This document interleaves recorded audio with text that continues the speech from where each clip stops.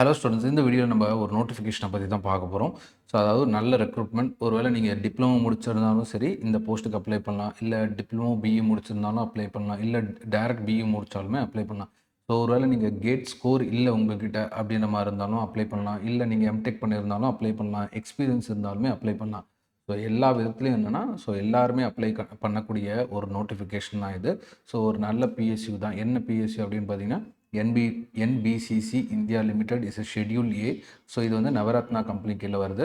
So public sector undertaking company. So இதில் என்ன போஸ்ட்லாம் பாருங்கள், நிறைய போஸ்ட் கொடுத்துருக்காங்க. எஸ்பெஷலி சிவிலை பற்றி நம்ம டிஸ்கஸ் பண்ணுவோம். இதில் ஜென்ரல் மேனேஜர் அப்படின்னு கொடுத்துருக்காங்க. 49 years maximum age limit, full time degree in civil engineering கேட்டிருக்காங்க. நெக்ஸ்ட் ஒன் பார்த்தீங்கன்னா உங்களுக்கு இந்த இடத்துல டோட்டல் 15 இயர்ஸ் ஆஃப் எக்ஸ்பீரியன்ஸ் அப்படின்னு சொல்லியிருக்காங்க. ஸோ இது வந்து எக்ஸ்பீரியன்ஸ் இருக்கக்கூடிய கேண்டிடேட்ஸ் எழுதுகிற மாதிரி. இதில் நல்லா கீழே பார்த்தீங்கன்னா ஈன்னு கொடுத்துருக்காங்க. E6னா என்னென்னா மீனிங் ஹையர் லெவல் போஸ்ட் அப்படின்ட்டு, சரிங்களா? ஸோ எஸ்லேயும் இருக்குது, ஈலையும் இருக்குது. இது ஈயில் ஹையர் லெவல் போஸ்ட்டு. நம்பர் இங்கே 6, 5, 4 இதெல்லாமே என்னென்னா பேஸ்ட் ஆன் நம்பர் வந்து ஸோ ஹையர் லெவல் அப்படின்ட்டு. ஸோ 6 இருந்தால் ஹையர் லெவல், 5 இருந்தால் அதை விட கம்மி, 4 இருந்தால் அதை விட இன்னும் கம்மி அப்படின்னு மாதிரி. ஸோ இது இ லெவல் போஸ்ட்டு. இது இல்லாமல் பார்த்திங்கன்னா உங்களுக்கு எஸ் லெவலுமே இருக்குது, அதுவுமே நான் காட்டுறேன், சரிங்களா? எஸ் லெவல்ன்றது இதை விட கொஞ்சம் கீழே லோவர் லெவல் போஸ்ட்டு. நெக்ஸ்ட் வாங்க. ஸோ சிவில் மட்டும் பார்த்துலாம், எலக்ட்ரிக்கலும் கொடுத்துருக்காங்க. நீங்கள் ஒரு வாட்டி செக் பண்ணி பார்த்துக்கோங்க. ஆர்கிடெக்சர் அண்ட் பிளானிங்லும் இருக்குது. நெக்ஸ்ட் ஆர்கிடெக்சர் பிளானிங்கில் என்னென்னா அடிஷ்னல் ஜென்ரல் மேனேஜர்னு கொடுத்துருக்காங்க. நெக்ஸ்ட்டு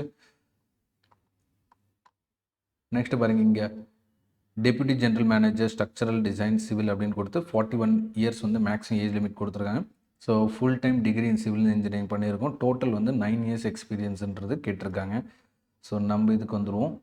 ஸோ நம்ம இது வந்து பார்த்திங்கன்னா இதுவுமே பார்த்திங்கன்னா project management structural engineering, so civil தான். ஸோ இதில் மேக்ஸிமம் ஏஜ் லிமிட் வந்து பார்த்திங்கன்னா 37 years, full time degree in civil engineering கேட்குறாங்க. Total experience 6. நெக்ஸ்ட் வாங்க. So next project manager electrical, சரிங்களா? எலக்ட்ரிக்கல் மெக்கானிக்கல் இருந்தால் இதை ஒரு வாட்டி கோத்ரூ பண்ணுங்கள். நெக்ஸ்ட் வாங்க. So next deputy manager, so quantity surveyor civil. So இதில் வந்து பார்த்திங்கன்னா உங்களுக்கு பே ஸ்கேல் E2 கொடுத்துருக்கு. பே ஸ்கேல் வந்து 50,000 ஸ்டார்டிங்கு பேசிக்கு. நெக்ஸ்ட் பார்த்திங்கன்னா E2. So number of post ஒன்று தான். இயர்ஸ் வந்து பார்த்திங்கன்னா 33 years, full time degree in civil engineering expect பண்ணுறாங்க. ஸோ எப்போவுமே பிஎஸ்யூஸில் பார்த்திங்கன்னா இந்த மாதிரி பர்சன்டேஜ்லாம் கேட்பாங்க. ஸோ நீங்கள் பிஇ ஆர் பிடெக்கில் வந்து பார்த்திங்கன்னா மினிமம் 60% ஸ்கோர் பண்ணணும் அப்படின்றது கொடுத்துருப்பாங்க. So candidates having 3 years experience and work in PSU or government or large private sector organization are eligible to apply. So அந்த மாதிரி கேண்டிடேட்ஸ் யாராவது இருந்தீங்கன்னா இது அப்ளை பண்ணலாம் நீங்கள். நெக்ஸ்ட் வாங்க. எலக்ட்ரிக்கல்லாம் கொடுத்துருந்தாங்க. நெக்ஸ்ட் வாங்க. இங்கே டெப்யூட்டி ப்ராஜெக்ட் மேனேஜர். ஸோ இதுக்கு வந்து பார்த்திங்கன்னா பே ஸ்கேல் பேசிக் வந்து பார்த்திங்கன்னா 50,000. So structural design civil, maximum age limit 33 years, full time degree in civil engineering கேட்குறாங்க.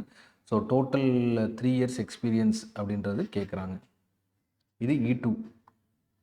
நெக்ஸ்ட் வாங்க. நெக்ஸ்ட் இது பாருங்கள். So senior project executive, SPE அப்படின்னு சொல்லுவாங்க, senior project executive. So maximum age limit வந்து 30 இயர்ஸ், சரிங்களா? ஸோ இது E1. ஸோ E1ன்றது இருக்கிறது லோவஸ்ட்டுன்னு சொல்லலாம், சரிங்களா? ஈயில் இருக்கிறது லோவஸ்ட் வந்து E1 தான். அந்த லோவஸ்ட்டோட பேசிக் பே வந்து 40,000. பட் இன் ஹேண்ட் வந்து பார்த்திங்கன்னா நம்ம கைக்கு வர்றது எப்படி பார்த்தாலும் 70,000 வரும். ஏன்னா சென்ட்ரல் கவர்மெண்ட்டில் அலவன்சஸ் எல்லாமே ஜாஸ்தி வரும் உங்களுக்கு. ஸோ 40 கூட எக்ஸ்ட்ரா ஒரு 30, டோட்டலாக வந்து பார்த்திங்கன்னா 70,000 கிட்ட உங்களுக்கு ஸோ மந்த்லி வந்து சேலரி வரும். டோட்டல் நம்பர் ஆஃப் போஸ்ட்டு 20 கொடுத்துருக்காங்க. இது E1 லெவலில். ஸோ நெக்ஸ்ட் ஒன் பார்த்திங்கன்னா maximum age limit 30 years, full time degree in civil engineering கேட்குறாங்க. ஸோ இது யார் அப்ளை பண்ணலாம் அப்படின்னு பார்த்தீங்கன்னா, ஸோ நீங்கள் பிஇ முடித்து எம்டெக் பண்ணியிருந்தீங்கன்னா, ஸோ எம்டெக் பண்ணியிருந்தீங்கன்னா 1 வருஷம் எக்ஸ்பீரியன்ஸ் இருந்தால் போதும். ஒருவேளை எம்டெக் பண்ணலை அப்படின்ற மாதிரி இருந்தால் 2 இயர்ஸ் வந்து ஃபீல்டு எக்ஸ்பீரியன்ஸ் கேட்குறாங்க. கிளியருங்களா?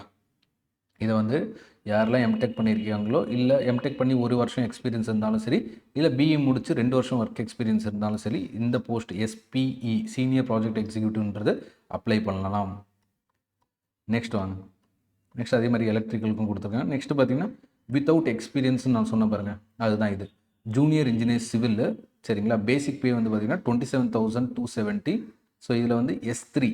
ஸோ இதுக்கு முன்னாடி E சீரீஸ் பார்த்துருந்தோம். ஸோ E5, E6லேருந்து பார்த்திங்கன்னா E1 வரைக்கும் பார்த்தோம். இப்போ வந்து S சீரீஸில் S3 இது, சரிங்களா? S3ல நம்பர் ஆஃப் போஸ்ட் பார்த்திங்கன்னா 30 இருக்குது. ஸோ மேக்ஸிமம் ஏஜ் லிமிட் வந்து 28 இயர்ஸ் கொடுத்துருக்கேன். So 3 years full time diploma in civil engineering so with minimum 60% அப்படின்றது கேட்குறாங்க. ஒருவேளை நீங்கள் பிஇ முடித்தாலுமே இதுக்கு எலிஜிபிள் தான். ஒருவேளை நீங்கள் எம்டெக் பண்ணி எக்ஸ்பீரியன்ஸ் இல்லை பிஇ முடிச்ச எக்ஸ்பீரியன்ஸ் இல்லை அப்படின்ற மாதிரி இருந்தால் நீங்கள் இந்த போஸ்ட்டுக்கு தாராளமாக எழுதலாம். சரிங்களா, டேரக்ட் பிஇஆர் இருந்தாலும் சரி, டிப்ளமோ பிஇஆர் இருந்தாலும் சரி, இல்லை வெறும் பிஇஆர் இருந்தாலும் சரி, இல்லை பிஇ டிப்ளமோ பிஇ எம்டெக் பண்ணியிருந்தாலும் சரி, வித்தவுட் எனி எக்ஸ்பீரியன்ஸ் இல்லை அப்படின்ற மாதிரி இருந்தால் அவங்க எல்லாருமே என்ன இந்த போஸ்ட்டுக்கு எலிஜிபிள். அதுவும் பார்த்தீங்கன்னா பிஎஸ்ஸு வித்தவுட் கேட் ஸ்கோர் கேட்குறாங்க. ஜென்ரலி பிஎஸ்சியூவில் பார்த்தீங்கன்னா வித் கேட் ஸ்கோர் கேட்பாங்க. இது வந்து வித்தவுட் கேட் ஸ்கோர். ஸோ கேட்டை விட எக்ஸ்பீரியன்ஸ் தான் எதிர்பார்க்குறாங்க. சரிங்களா, பட் இந்த 18th அதாவது ஜேஇக்கு பார்த்தீங்கன்னா எக்ஸ்பீரியன்ஸுமே கேட்கலாம். அவங்க டேரெக்டாக என்னென்னா நீங்கள் டிப்ளமோ முடிச்சிருந்தா இல்லை டிப்ளமோ பிஇ முடிச்சிருந்தாலும் சரி அப்ளை பண்ணலாம் தாராளமாக. நம்பர் ஆஃப் போஸ்ட்டு 30 இருக்குது. எக்ஸ்பீரியன்ஸ் நில்லு. So opening date of registration already வந்து ஸோ நமக்கு ஓப்பன் ஆகிடுச்சு. ஸோ நேற்றுலேருந்து அப்ளை பண்ணிக்கலாம் நீங்கள். க்ளோசிங் டேட் வந்து பார்த்திங்கன்னா அடுத்த மாதம் 27 மார்ச் 27. சரிங்களா, அதுக்குள்ளே நீங்கள் அப்ளை பண்ணணும். நெக்ஸ்ட் ஒன்று பார்த்தீங்கன்னா இதில் எக்ஸாம் எப்படி கண்டக்ட் பண்ணுவாங்க அப்படின்னு பார்த்தீங்கன்னா, ஸோ ஒருவேளை E1 லெவல் போஸ்ட்டாக இருந்ததுன்னா கம்ப்யூட்டர் பேஸ்ட் டெஸ்ட்டும் பர்சனல் இன்டர்வியூ இருக்கும். S3 லெவல் போஸ்ட், S3 தான் நம்ம கடைசியில் பார்த்தோம்ல ஜேஇ அப்படின்ட்டு. ஸோ E1ன்றது எஸ்பி சீனியர் ப்ராஜெக்ட். சரிங்களா, எக்ஸிக்யூட்டிவ். அது வந்து சிபிடி டெஸ்ட்டும் இருக்கும், பர்சனல் இன்டர்வியூ இருக்கும். அதே S3 வந்து ஜேஇ வித்தவுட் எனி எக்ஸ்பீரியன்ஸ். சரிங்களா, டிப்ளமோ லெவல் போஸ்ட்டு. ஸோ அது வந்து கம்ப்யூட்டர் பேஸ்ட் டெஸ்ட் மட்டும்தான் இருக்கும். ஸோ இன்டர்வியூலாம் கிடையாது. ஸோ தாராளமாக எழுதலாம். ஸோ யாரெல்லாம் பார்த்தீங்கன்னா சென்ட்ரல் கவர்மெண்ட் ஜாப் எக்ஸ்பெக்ட் பண்ணுறீங்களோ, ஸோ அங்கே போய் ஒர்க் பண்ணணும் அப்படின்ற மாதிரி இருந்தவங்க கண்டிப்பாக இந்த போஸ்ட்டு தாராளமாக எழுதலாம். ஸோ மற்றபடி என்னென்னா, ஸோ உங்களுக்கு மற்றபடி பெருசாக வேறு எதுவும் டீட்டெயில்ஸ் தரலை. ஸோ அப்ளிகேஷன் ஃபீஸ் வந்து பார்த்திங்கன்னா உங்களுக்கு 1000 கொடுத்துருக்காங்க.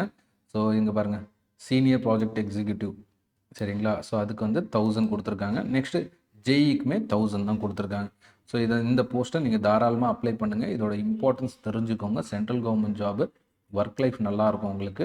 ஒர்க்கு அதே மாதிரி பார்த்திங்கன்னா இங்கே உங்களுக்கு பர்சனல் லைஃப் ரெண்டுமே என்னென்னா பேலன்ஸ்டாக இருக்கும். உங்களுக்கு அலவன்சஸ்லாம் நிறைய வரும்.